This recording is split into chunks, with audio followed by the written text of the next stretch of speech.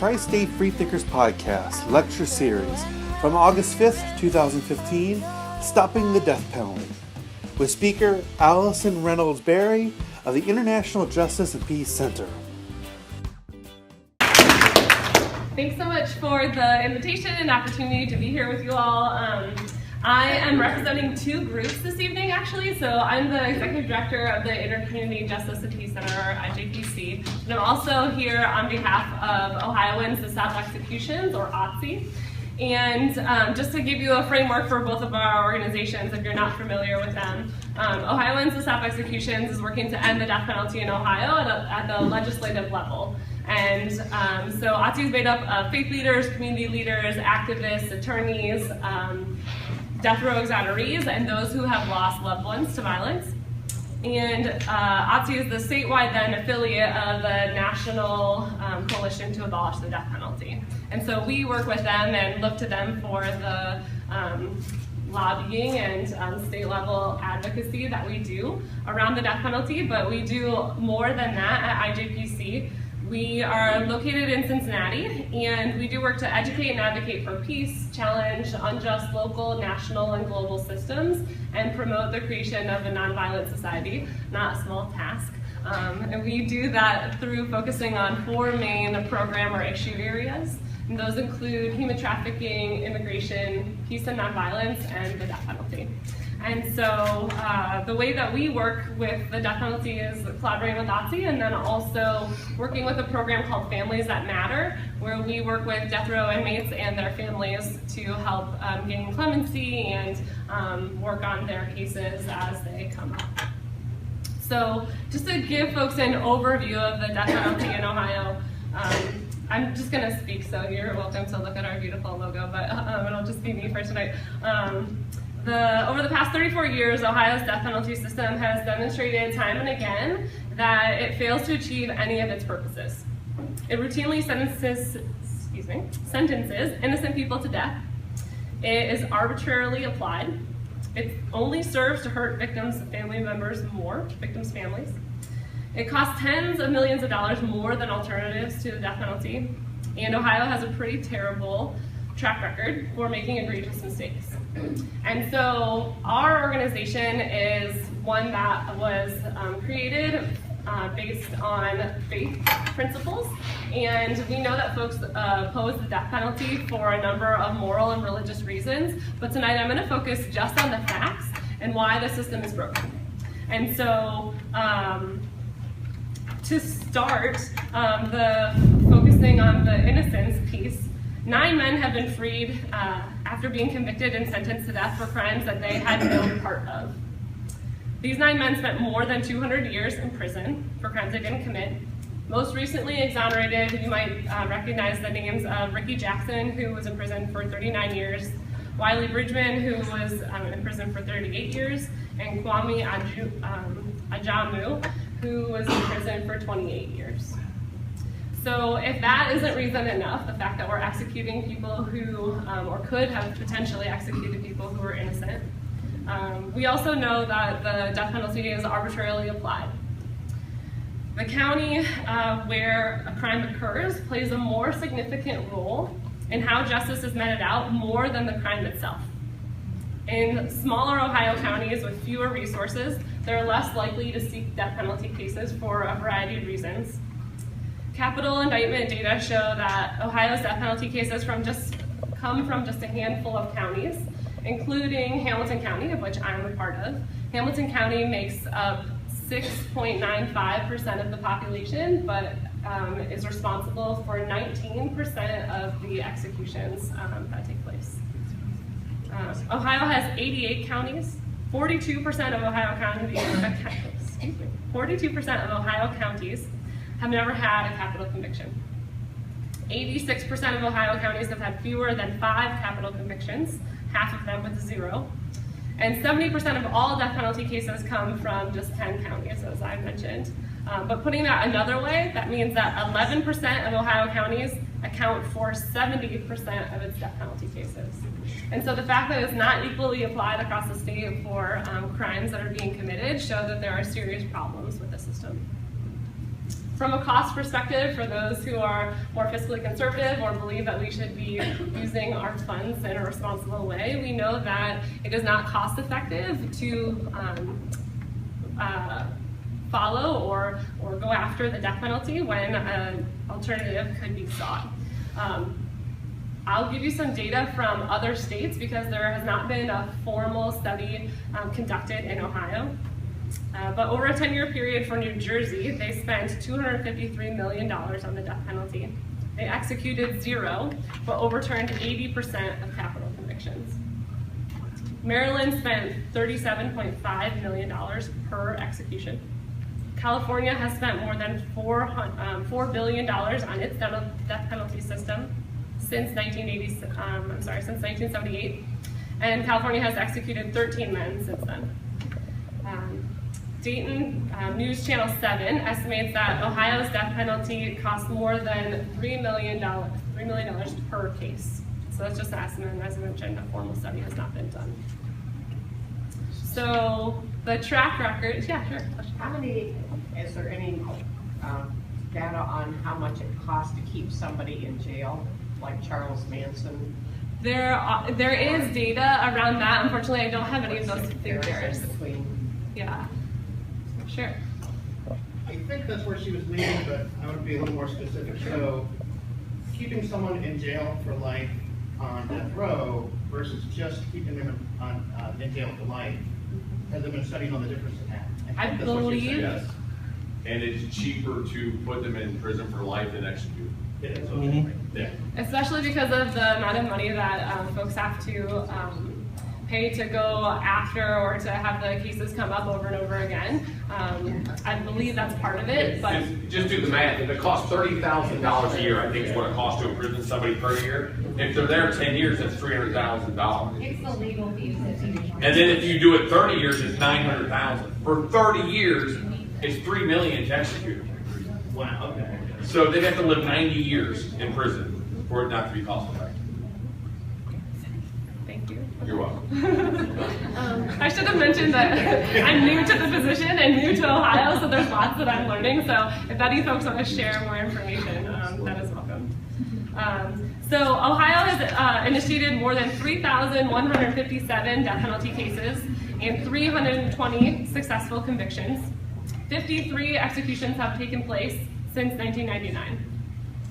121 convictions were tossed, commuted, or had some outcome other than execution, so that means 38% were convictions. When you factor in reversals, Ohio prosecutors have had a successful capital conviction rate of under 5%. So remember, these figures originate from the pool already deemed Ohio's worst of the worst. That's what the death penalty is supposed to be reserved for. Any government program that fails 95% of the time should, in their outcomes, should be done away with. When we talk about Ohio's track record of carrying out executions, at least 4 executions have been botched since 2006.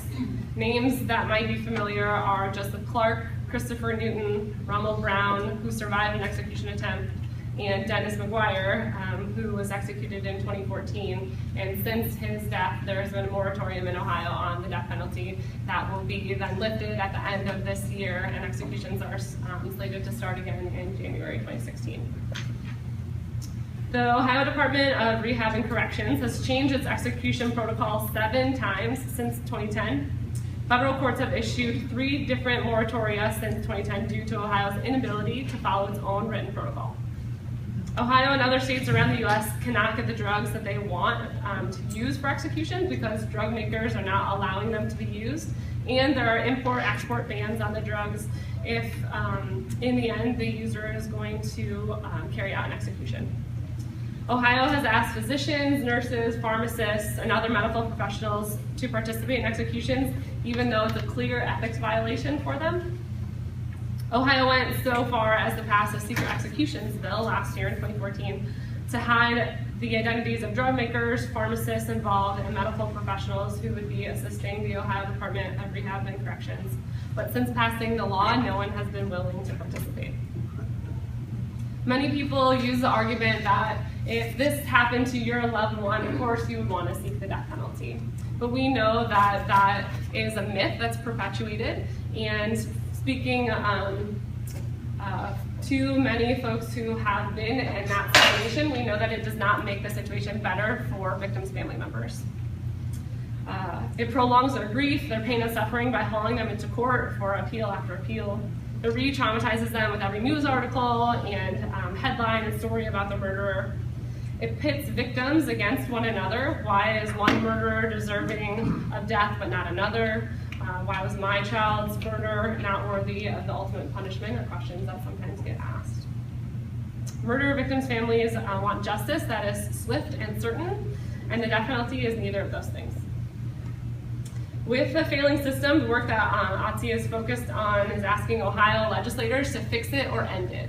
And so a study has been done to look at the many problems with Ohio's death penalty system, and saying that if we can't end it overall, let's start piece by piece. So let's stop executing those who are mentally ill, either at the time of the crime or currently. So what are the smaller areas that we can look at to reduce the number of people who are being sentenced to death or being put to death?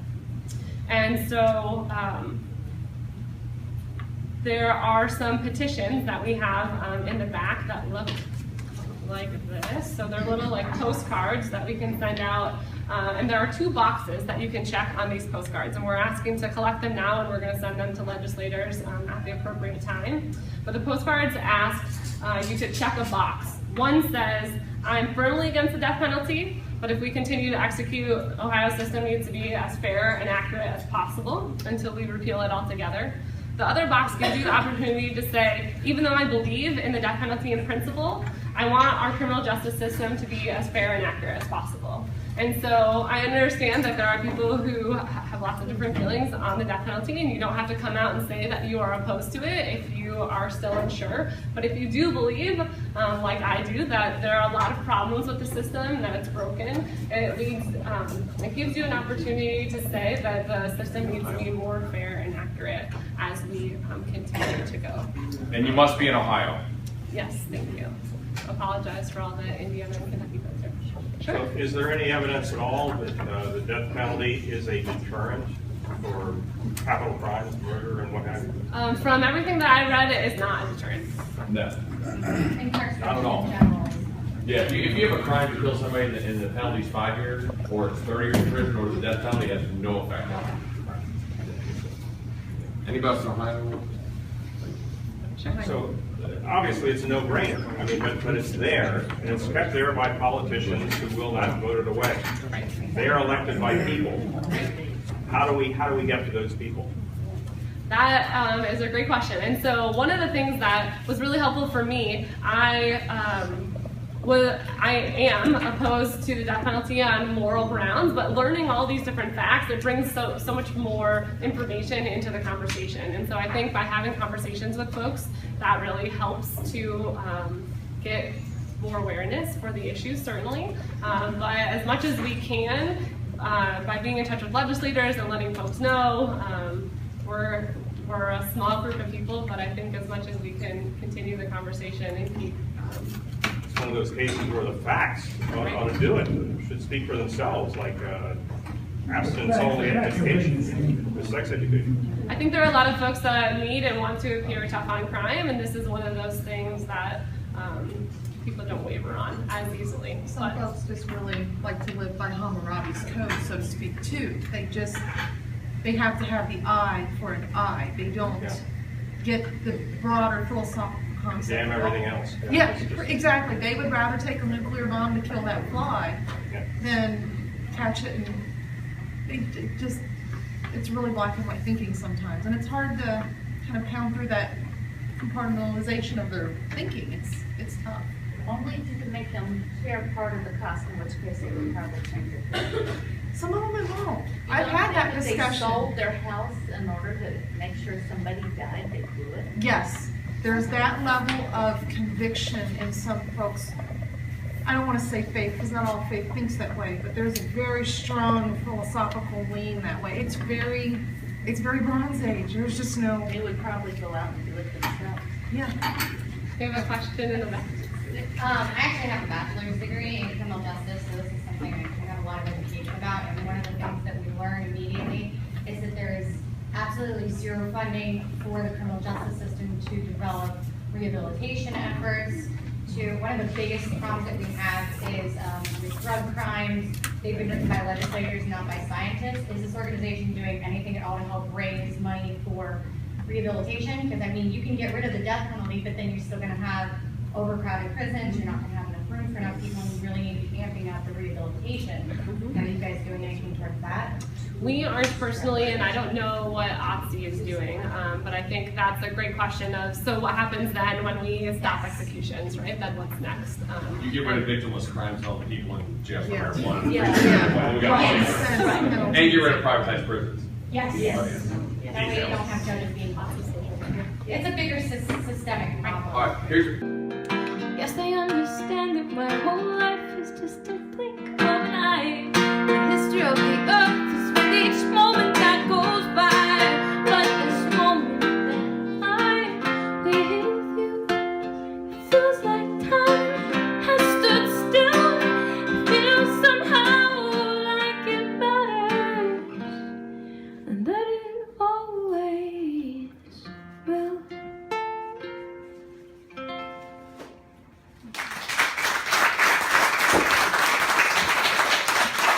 Thank you so much.